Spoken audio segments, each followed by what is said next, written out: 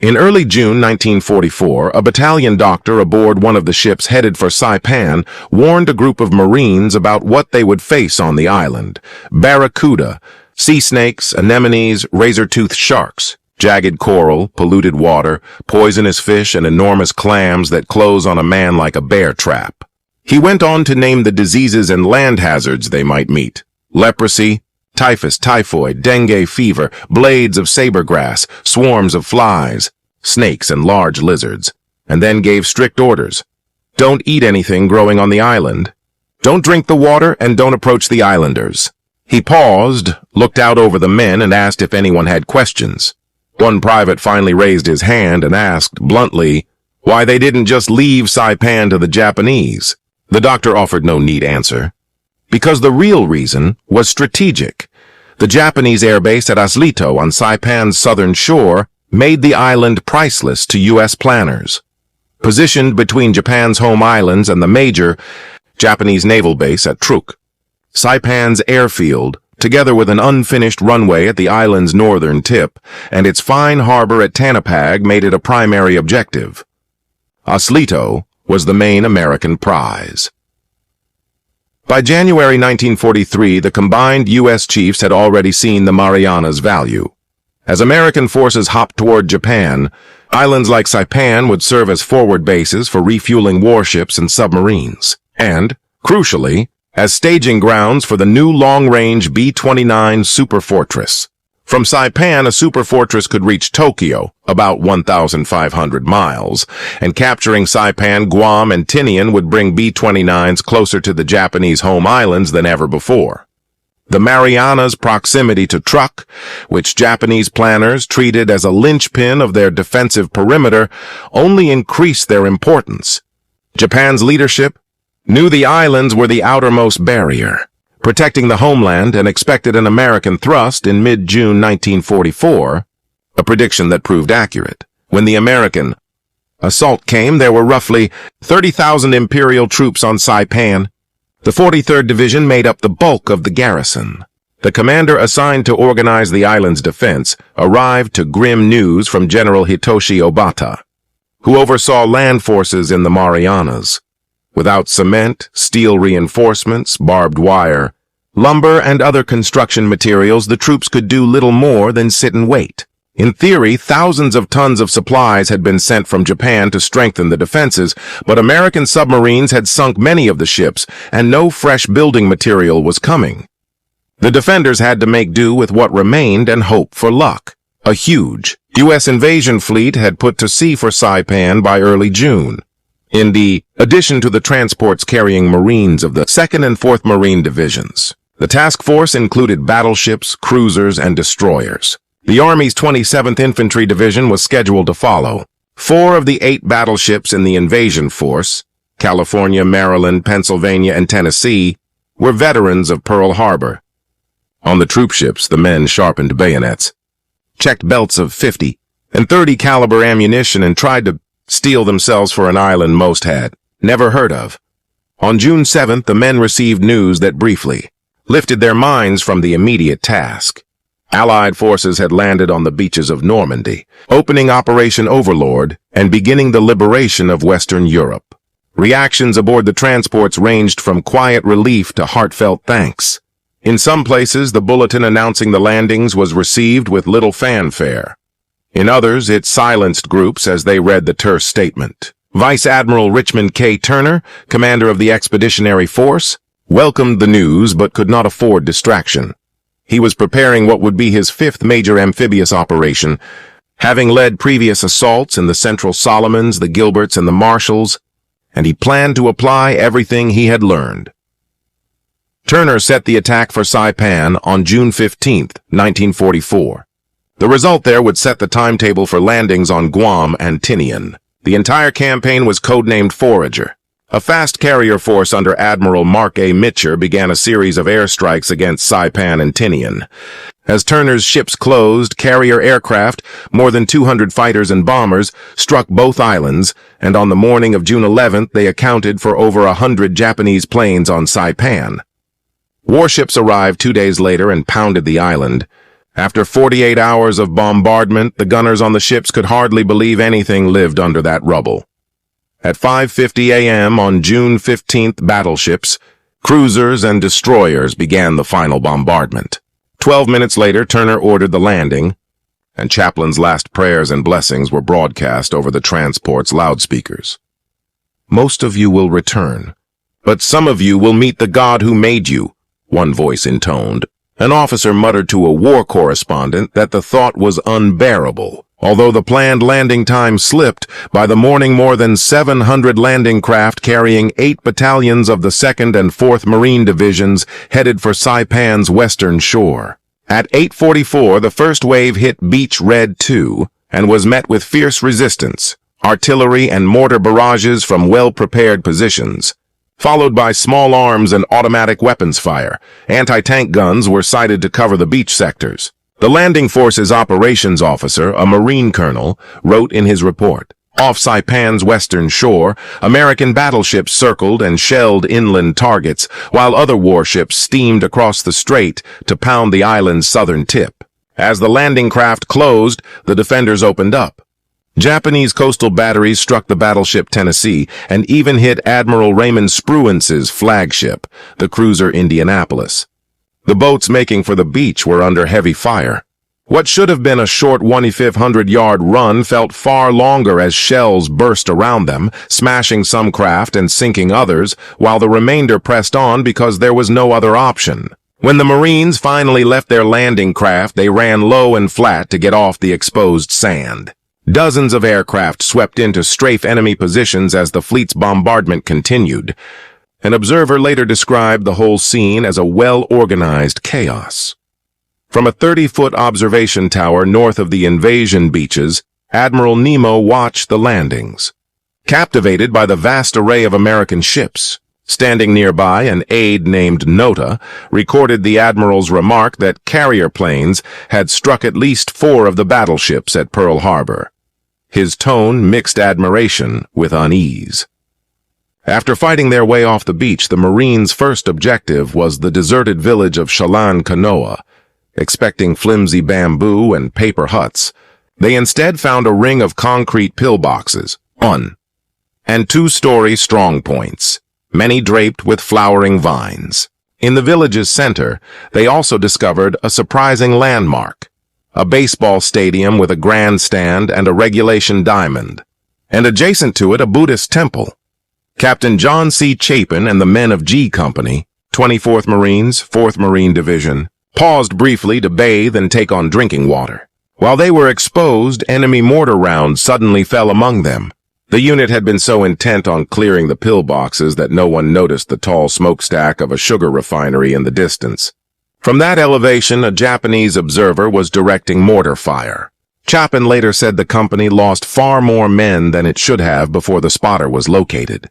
He did not give exact casualty figures, only that the observer caused heavy losses. General Yashi Subido, commander of the Japanese 43rd Division, remained confident he could hold Saipan despite the American naval barrage. His reports said his troops were striking back and inflicting serious casualties on the invaders. The spectacle of U.S. power shocked both Subido and Admiral Nemo, but neither felt intimidated. They expected the attackers to be driven off and reinforcements to arrive, and they believed Saipan would not fall. Japanese guns continued to fire on the beaches as more American units came ashore. On June 16th, the Army's 27th Infantry Division landed. Yet Subido's batteries kept up their fire, causing further losses among the forces already ashore. That evening, Subido authorized a counterattack aimed at pushing the Americans back into the sea. He committed 44 tanks to break the lines, but only about 500 infantry took part in the night assault. In the pre-dawn hours of June 17th, just after 0300, Colonel Heidi Gu's 9th Tank Regiment led the charge. Colonel Gu stood in the open turret of his Type 97 medium tank, opened the hatch, and raised his cavalry saber overhead. His fellow tank commanders did the same, striking their tanks with their blades in a ritual send-off. The Marines could hear the clanking and rumble of Gu's tanks approaching through the dark, but could not see them. The Type 97s were mockingly called kitchen sinks, among other names. Captain Clark Rollin asked the ships offshore for illumination. The Navy replied with so many star shells that the jungle night turned suddenly to daylight. As the tanks became visible, the Marines engaged them with 37mm guns, hand grenades, and bazookas. Some tanks halted and the lead vehicles burst into flames, lighting the others for gunners to pick off. At one point, a Japanese officer climbed out, brandished his saber, shouted commands, returned to his Type 97, and sealed the hatch. The formation resumed its advance only to be struck by concentrated 37mm and bazooka fire. In a few intense minutes, one Marine, Herbert Hodges, knocked out 7 Type 97s before his ammunition ran out, and another Marine used his bazooka to destroy 4 more. They finished off a 5th tank with a hand grenade, and by daylight, Colonel Gu had only 1 tank left. About 7 in the morning, a 5-inch shell from a destroyer offshore blew another to pieces. General Sito's nocturnal tank assault was a fiasco, the ground littered with the charred hulks of Gu's vehicles. By the morning of June 17th, the Americans held the Saipan beachhead. Yet the victory had come at a terrible cost, nearly 3,500 men dead, and Aslito airstrip still remained in Japanese hands while the rest of the island remained fiercely contested. Elements of the 2nd Marine Division launched their own push, less than an hour after meeting Gu's medium tanks the previous night. And by the end of June 17th, the beachhead north of Green Beach 3 had more than doubled in size. General Holland M. Smith established his command post at Chalan-Kanoa. Soldiers of the U.S. 165th Regiment were on the scene. The Army's 27th Infantry Division had reached the Aslito perimeter by mid-afternoon, and the 4th Marine Division's 24th Marines had seized a commanding height overlooking the airfield. Admiral Nemo and General Sito still hoped for reinforcements. Admiral Jisaburo Ozawa had ordered a fleet to strike the American forces in the Marianas, so his ships could clear the way, land on Saipan, and join Sito's defenders.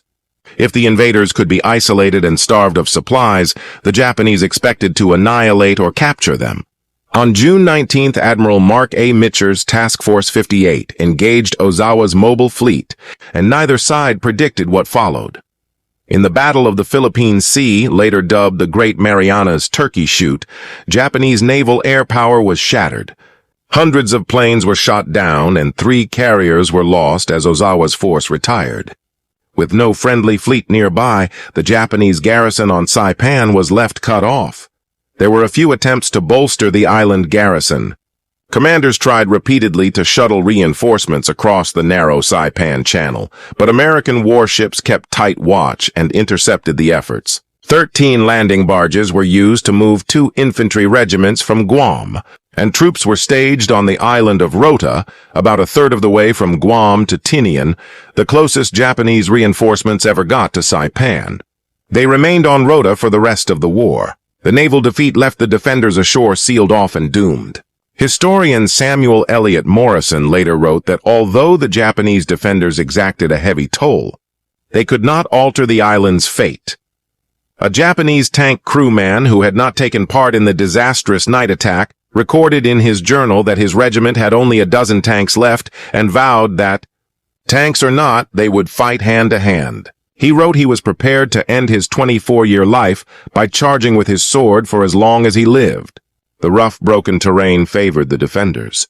On Mount Tacho, General Sito dug in his remaining infantry and artillery, using caves and ridges to ambush Marines and to stage occasional night attacks. Those strong points gained grim nicknames: Hell's Pocket, Death Valley, Purple Heart Ridge, testimony to the Japanese resolve to hold Saipan as stubbornly as the Americans were determined to take it. On June 20th, Captain John C. Chapin watched a 4th Marine Division assault about a quarter-mile ahead of his position. From his clear vantage, he saw Marines attack Hill 500, the key high ground in the sector, and drive into what looked like an immovable wall of fire. Still, with timed artillery, rolling smoke, and tank support, they charged and carried the hill. Aslito Airfield, the operation's central objective, had already been captured. In honor of Commander Robert H. Isley, killed 5 days earlier, it was renamed Isley Field. On the south side of the runway, Commander Isley's TBF Avenger had been shot down by anti-aircraft fire and crashed. 4 days after the airfield fell, the 19th Fighter Squadron's P-47 Thunderbolts arrived from the escort carriers Manila Bay and Natoma Bay. Once equipped with rocket racks, they immediately launched a rocket attack on Tinian. By the autumn of 1944, B-29 superfortresses would be operating from Airfield Field to strike cities on the Japanese home islands. Interservice friction flared during the Saipan campaign. As American forces advanced on June 22nd, the Army's 27th Infantry Division was placed between two Marine divisions. The Marines captured Mount Tacho and Mount Tapochau, but the line sagged in the center because Major General Ralph C. Smith's 27th could not keep pace with the more aggressive 2nd Marine Division. The 27th Infantry, wedged between the 2nd and 4th Marine Divisions, so frustrated Marine General Holland Smith that he openly blamed its commander, Major General Ralph Smith, for the unit's poor showing. Smith thought the division lacked aggressiveness and asked Admiral Turner to relieve its leader. Turner, backed by Admiral Raymond Spruance, agreed and appointed Army Major General Sandiford Jarman to take command, believing new leadership might restore the 27th's effectiveness, though the change did not noticeably speed the advance up Saipan.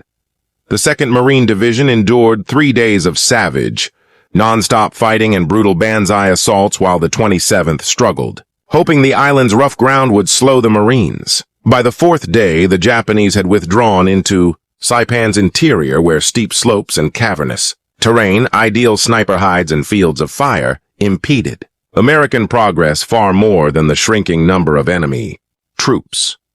By June 25, only 3 tanks and roughly 1,200 able-bodied Japanese soldiers remained. One of Sito's subordinates radioed that Saipan could not be held and that any last hope had vanished. He reported the enemy dominated sea and air and wielded overwhelming firepower, yet the message ordered no surrender. Every position was to be held to the bitter end unless new orders arrived. American forces pressed on, methodically reducing cave defenses that were often arranged in interlocking groups. Assault teams would sprint up under heavy covering fire while specialists hurled satchel charges or dynamite into cave mouths. When needed, grenades substituted for the larger charges. Naval gunfire provided crucial support. Prisoners later said it was the single most feared and effective weapon, more dreaded than artillery or air attack. And at times, battleships detached to soften Tinian and Guam in preparation for future landings. Shortly after midnight on June 27th, about 500 Japanese poured through the American lines near Airfield Field, destroying 2 P-47s and setting a third ablaze before moving to nearby high ground. A hard fight consumed much of the morning. The Japanese suffered about 140 dead, while the Marines incurred roughly 33 casualties, 3 of them killed. Later that day, some captured Japanese were seized and then slain. By the end of June, the collapse of organized Japanese resistance was plain. One of Sito's battalions had been reduced to about 100 men, and his headquarters had been pushed back into a cave at the island's northern tip. But the remaining soldiers refused to give up. Resistance became isolated, sporadic, and desperate. American units continued their northward thrust, and on July 3rd, the 2nd Marine Division occupied Garapan, once home to some 15,000 people. The town was now a ruined shell, its streets cluttered with the belongings civilians had abandoned. Sporadic opposition remained. A sniper on a rooftop picked off a patrol, and during the night, roughly 200 Japanese slipped back into Garapan to mount a violent dawn ambush. After bloody fighting, the Marines drove them out, established a command post on the main thoroughfare they dubbed Broadway, and pushed the survivors into another defensive line. Very few Japanese remained, and those who did were gaunt and starving. Some reduced to eating grass. Some Japanese soldiers remained hidden in caves, daubing themselves with blood and even tree bark so they could lie motionless until American troops passed by, then suddenly spring up and open fire. U.S. Marines afterward bayoneted fallen and wounded enemy men, an action a Marine officer later defended as necessary under the circumstances. In the first week of July, U.S. units pressed northward toward Marpy Point at Saipan's tip, and watched the defenders give ground step by step until they had nowhere left to retreat. Holland Smith expected, and Tokyo's local command agreed, that the cornered Japanese would attempt a massive Banzai or suicidal counterstroke rather than surrender. On the eve of that assault, with rations and hope running out, staff officers described the troops, assembling in ragged ranks, armed with everything, from rifles and pistols to swords and bamboo, spears, looking more like men led to certain death than a conventional fighting formation. At about 400 on July 7th, some 3,000 to 4,000 Japanese surged from the island's northwest shore in a screaming, overwhelming wave aimed at the 105th Infantry's forward battalions in the flat Tanapag Plain. Witnesses compared the onrush to a stampede or to crowds pouring onto a field after a game, a human tide whose single purpose was to kill as many Americans as possible before falling. American mortars and machine guns fired without cease, and the sustained volume of fire soon overheated barrels and tubes. Yet the attackers continued to come, followed by limping, wounded men on crutches and others hobbling along, all armed and ready to die for the Emperor. The pressure of that massed charge forced U.S. defenders back in places, but 105mm howitzers, 50-caliber machine guns, rifles with bayonets, and sheer determination slowed and finally stopped the assault. By late afternoon, the spearhead had disintegrated, and 2 battalions of the 105th had formed a defensive ring near Tanapag Hamlet, ultimately killing roughly 3,000 attackers while suffering about 1,000 casualties themselves. Final tallies put Japanese deaths in that suicidal onslaught at just over 4,300. Before the mass attack, the 3 senior Japanese commanders, Saito, Nemo, and Aida, had carried out the pact many of their followers expected.